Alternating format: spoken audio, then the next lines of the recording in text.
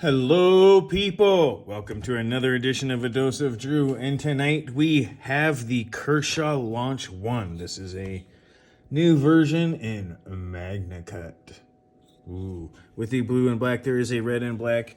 It is very similar to what they did with the leak as well. They have similar versions of the Launch 1 now in the same color schemes, which is fantastic if you ask me.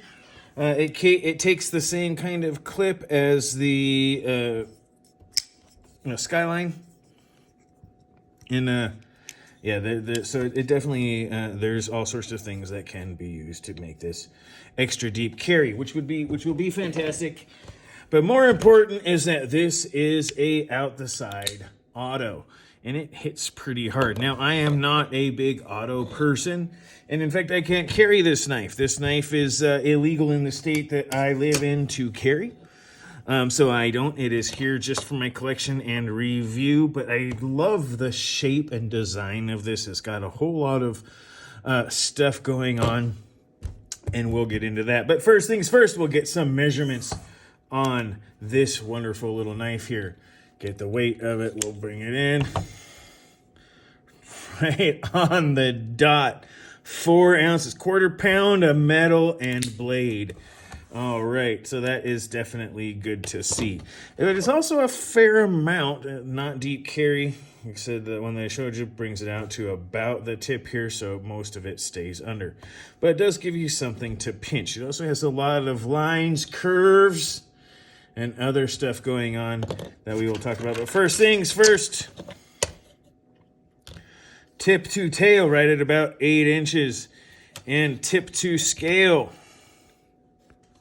is right about 3. It's just under 3.5, right around there. So about just under 3.5 to the very, very point there, which does make it normally something that would go through. It's actually quite a bit of knife for it, but let's get into a little bit more. Grab some comparisons here. This is the Spyderco Sandwich, where we have the S45VN on the Paramilitary 2. Again, lots of blade, great geometry, decent thinness. Doesn't have all the hand space. A lot of it comes back.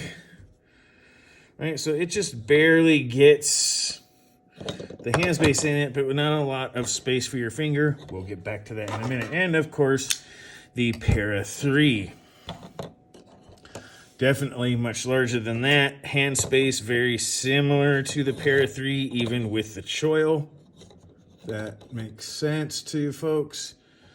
So yeah, it definitely has some good hand space, but we'll get a little bit more into the geometry of that hand space as this review goes on.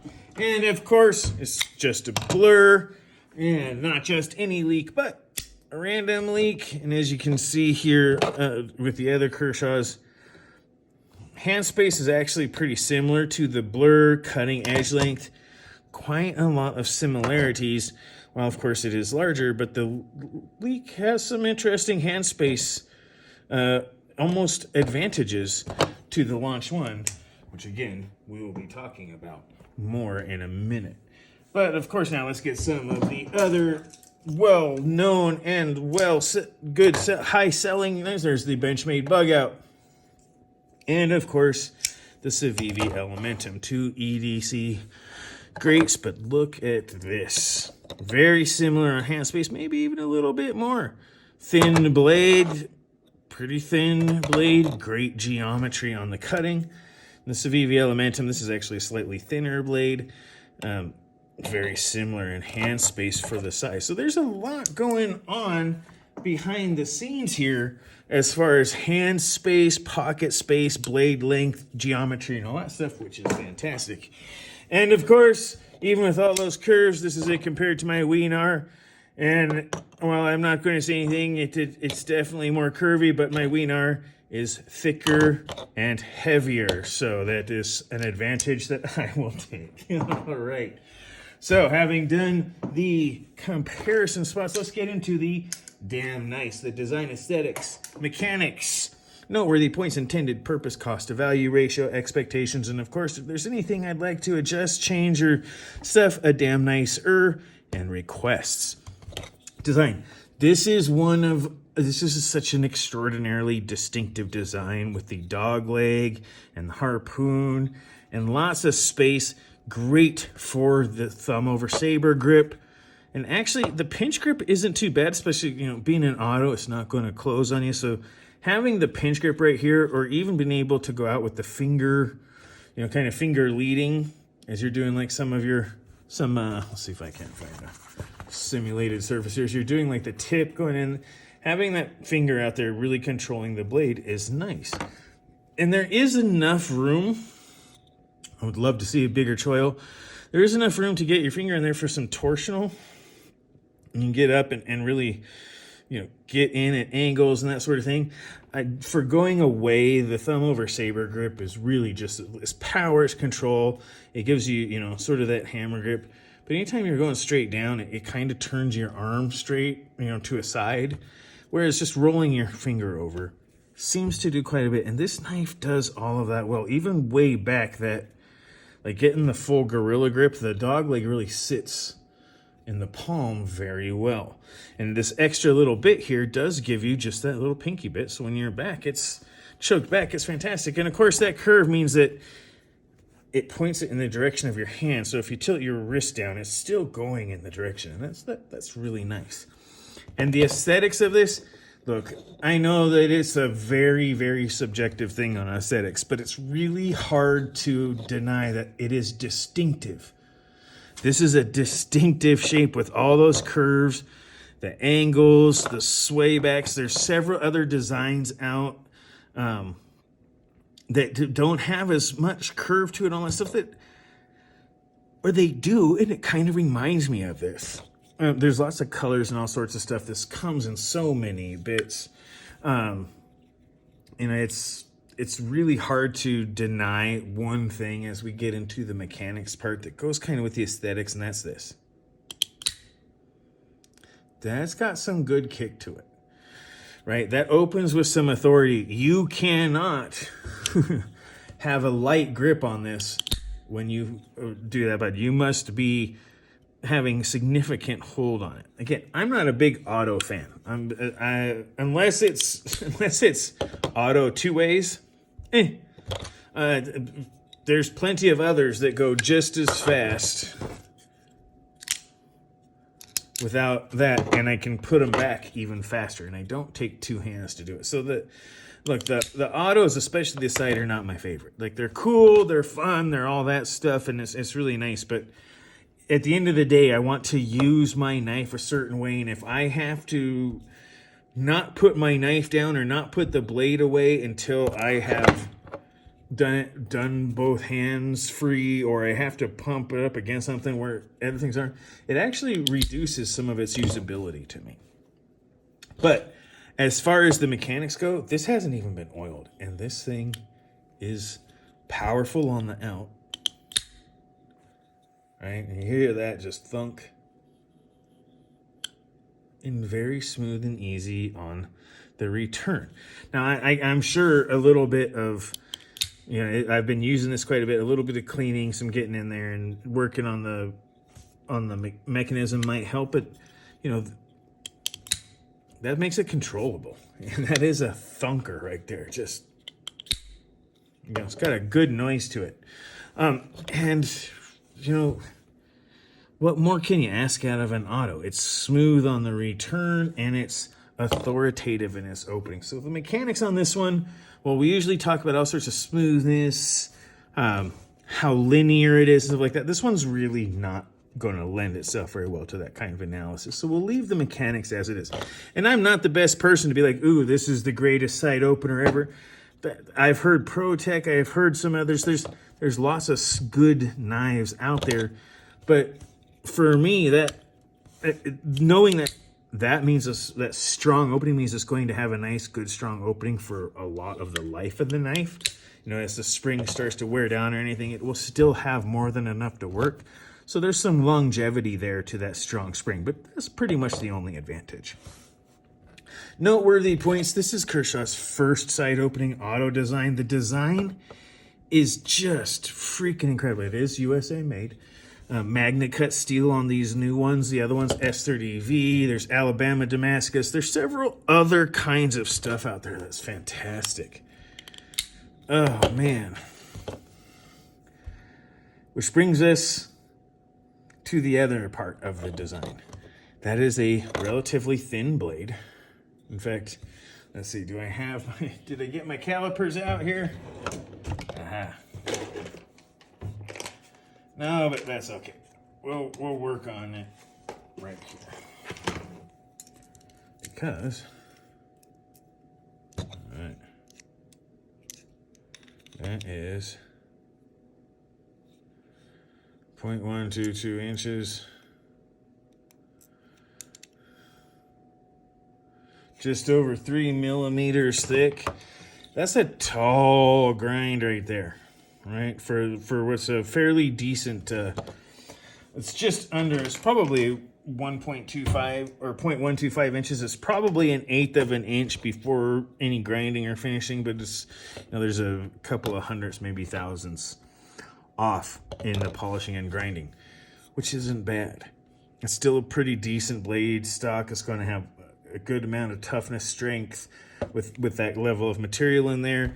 And then it has this really high grind that if I can,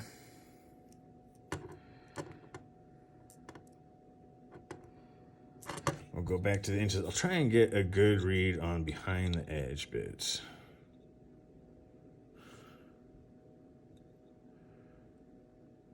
So that's not the thinnest behind the edge. 22 thousandths is still fairly thick behind the edge, but I just want to make sure and clear that as I'm doing that, 22 thousandths behind the edge isn't super thin, but it does provide you with a great base to have, and that factory secondary bevel is pretty darn even and nice. So a little bit as it rolls out to the tip. It's a little bit thinner out there, especially on this one side, but I kind of want it to. That means that it's a little bit thicker behind the edge out at the tip and gives it a lot of material there to be able to withstand a lot of use and abuse. So that tip should hold its own for quite a while. Again, I tend to prefer the thinner behind the edges because it does provide a nice cutting feel, but it does also mean that it's weaker in anything like sideways, curve cuts where you're trying to move through material. There's going to be strain on the blade that's not just up and down, it's going to be sideways. And that torsional strain is where strength, material, and that sort of stuff really shines. And that's, so on the noteworthy points, it's designed to look good and still be used quite fantastically. The little harpoon comes in there. It's a very hard-hitting auto. This design has been around for a while. I think they're on like launch 19 or 20 or something now, and this is still out there selling well. This is still a fantastic design. There's not a lot of stuff that looks just like it. It's got almost this sort of tuna, or there's an organic feel to the look, and that's a noteworthy point, as well as just the overall idea. This is a Kershaw. This is the knife that brought Kershaw into the auto business. Much like the live wire on the front, this is the one that took them into the side opening auto and really made a splash, and is still a great design. Intended purpose, it's an EDC auto. This one's the easy one. It's not intended to be the cheapest. The 154 CM that the original came in is a fantastic, well-balanced steel, high corrosion resistance, good toughness, good edge retention. It's been eclipsed by a lot of other steels, the CPM 154, which is what makes the switch to Magnacut on these just so fantastic. But it's still a great steel. I mean, it's RWL 34, the same stuff that's in Damas steel, is very similar. It's basically particle metallurgy, 154 CM on the other ones. And you can even, I believe there's even Damascus ones. But the Magnacut, yeah. This brings that 154 CM up to a new level.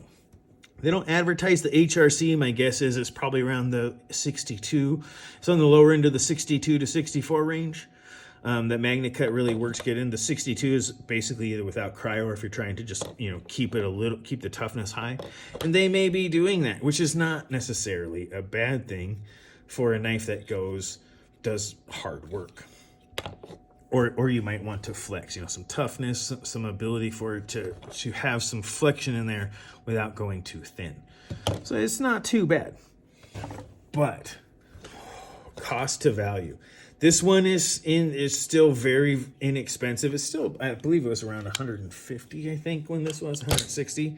That's not a bad cost for what you're getting, which is a really hard-hitting side auto. Aluminum scales. There's some interesting stuff.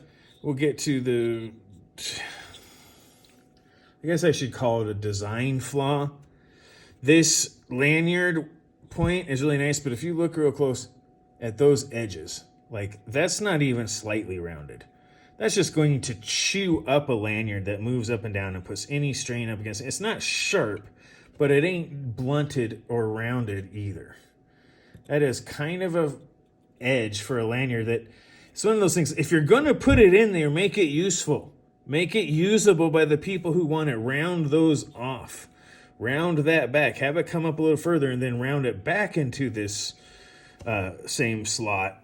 Same with the top. So there's roundedness on those edges, because you're just going to cut through a lanyard. And lanyard folks are going to hate it. And for a knife that has this dog leg that really tucks in, for anyone that has really big hands and is trying to, there's a bit of room, but there are people who's trying to scoot back, or if they want to really choke back on the knife for this, that lanyard could come in handy.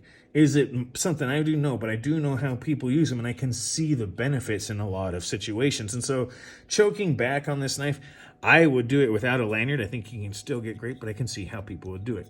Basically, either make it right or just take it out. Like, it's just a design feature you're putting in there so you can say you have it. And that's just kind of ridiculous. But the cost to value is pretty good. This is good steel. It's put together well. If you like autos, this is a good one that can take hard use as well as just light everyday carry stuff. And it's very solidly built. That aluminum case that goes around and does all the spacing is tremendous in its robustness. It has both a button lock as well as a stop pin, both directions. It's just one of those things that does really well. My expectations were high. This is almost, I don't want to say legendary, but this is a very well-known example of really good craftsmanship and design. And it has been out there. It's still a lot of people's favorites. It has a fantastic look to it. This is one of those knives that looks like a knife. And I don't know how this looks like a cool knife. But I did expect a lot, and I wasn't disappointed.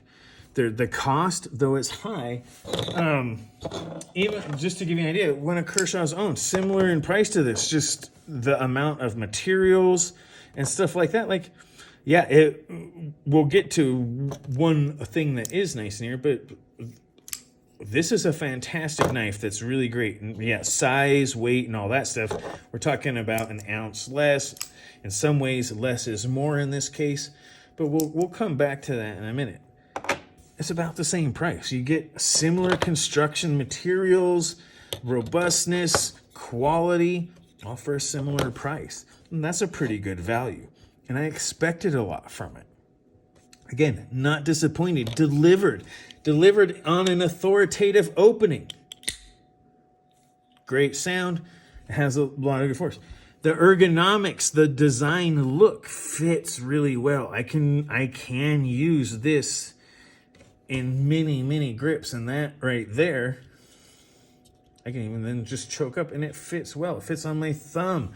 It fits in just about every possible grip you could want for something to do really well and hit a whole lot of ergonomic spots. That being said, I'm going to nitpick some things that I would like. The number one thing is make it a button block without an auto. Give me this knife without an auto, please. Please give me a button lock version of this knife with a crown, with either the cutout, crown, or both, that is not an auto. If do something. There are several launch models out there that there's another new one out that I want to say it's the 19, but I'm not sure. There's a cleaver and a drop point, and that drop point is fantastic looking. But there's a couple of them where it's, give me a way to close this one-handed that doesn't require me to use some sort of other environmental stuff. Give me a way, please, to open and close this knife one-handed. Because I'm not a big auto person, but I wanted this design really bad for a long time. It's really beautiful to me.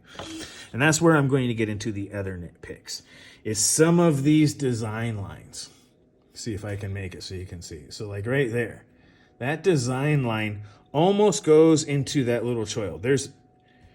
You could really make this line on the handle match that more, and give just a little bit more of that sharpening choil area. Make sure you don't hit any of the plunge line, and give just a little bit more room for the finger right out front there.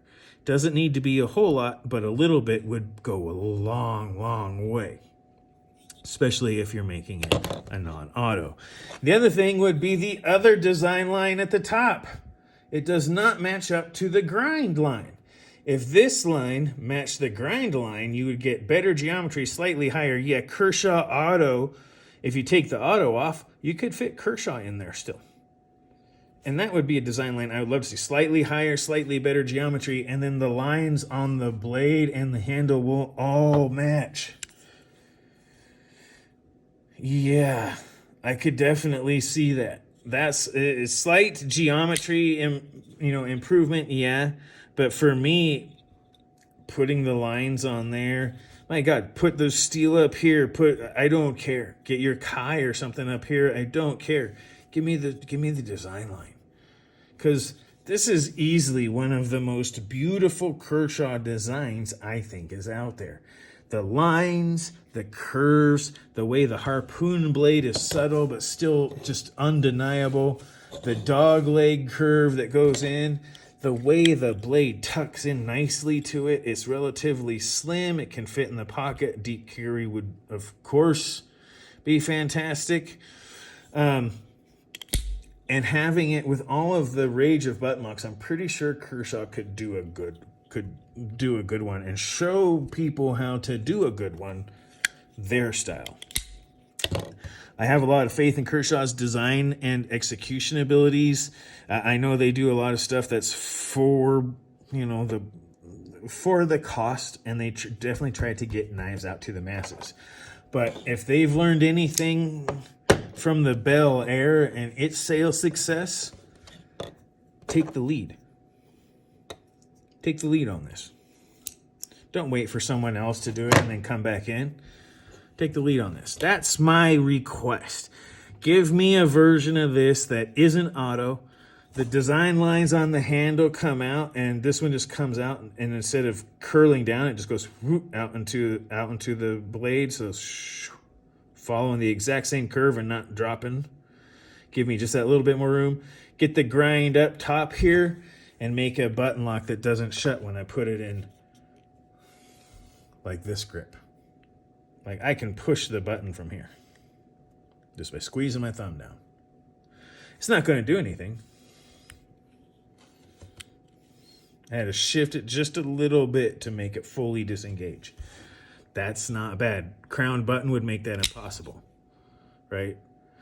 So there's that. That's the request I have. Magnacut steel, no problem. I wouldn't care if it was S30V or Magnacut. I think either, or S35VN. I prefer Magnacut over S35VN, but there's a lot to be done with the Magnacut blade and this. And I know you really like these, and this is great. Having this crossbar lock is fantastic. Everyone's talking about, I believe they're calling it top liner lock. Look, it's an I-beam lock, okay? It operates on the same premise as an I-beam. You have an eye sandwiched between two cross plates, one being the blade itself and the other being the stop pin. That's an I-beam lock. If you're looking for what to call it, That's an I-beam lock. I don't care which side you put it on, it operates under the same principle as an I-beam and has similar strength for the small size and limited material. Same principle. I don't care if you do either one of those. I personally like the button lock because it would make it fit. You could even call it the relaunch. I don't care. But some of these designs that you have as button lock autos would also do extraordinarily well as just button lock non-autos. And that's the design elements. Like, I love the beauty of this knife. I find things that, you know, this curve really comes out to about here, which is about as far as my finger would go. If that curve went out, it would go to about right there. And yeah, it might look a little weird, but at the same time, every time someone grabs it like this or like this and you go to use it, like that wouldn't so much, but it still tucks in. I don't think you'd get many complaints. And I think it would, for those that do, once they start using it a little bit, that little bit of finger room for all sorts of different angles and tasks and stuff would be much appreciated. So that's my request on it. Overall, I'm going to give this a 91. It is fantastic and all this stuff. A little bit of the EDC I take off because it's an auto. The EDC-ness on the, it's intended to be an EDC auto, but you lose a little bit of EDC functionality and a little bit off on the design. And of course, man, that is cool. It's just a great design. The design and aesthetics are top-notch. Cost of value, it's okay. There's some argument about which one's better. I kind of like the ability to carry mine in something besides just heavy jeans or thicker pants. So for me, the Bel Air definitely works in the Bel Air's favor. But this is still a very good hard use general purpose EDC knife. It just loses a little bit in its actual usability because of that auto. Some people are going to love it. Some people are going to hate it. I love the design. I don't mind the auto. I can't carry it. That's just a geography. My goodness, I can't get the word out. That's just a geography problem. I shouldn't call it a problem. That's an artifact of my geography.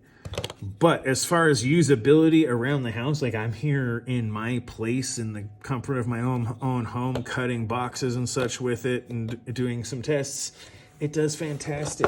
This is, we'll even, like, this is fantastic in its ability to do so, right? Like, that is crazy how well it does on most EDC tasks. That geometry is fantastic. The Magnacut is great. The factory edge is incredible.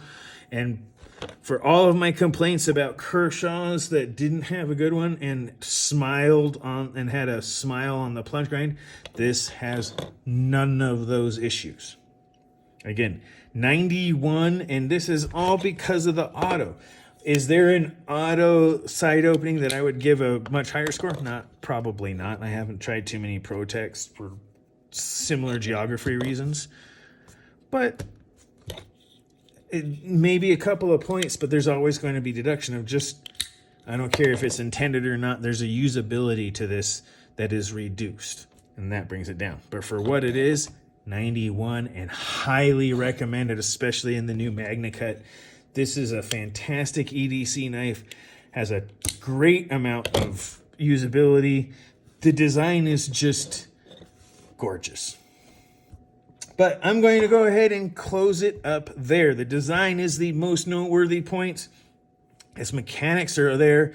The aesthetics go right with the design and the ergonomics. And the functionality is there. And it is a very well executed design and theme. And I personally think that especially this particular design and a couple of others would lend itself well to a non-auto version, especially in today's climate and marketplace. So there's my requests and my review. But go ahead, take this video, watch it twice, comment as much as you like. Be mindful of side effects. Remember to like and subscribe. This has been your dose of Drew. I am said Drew. And you guys have a great rest of your night.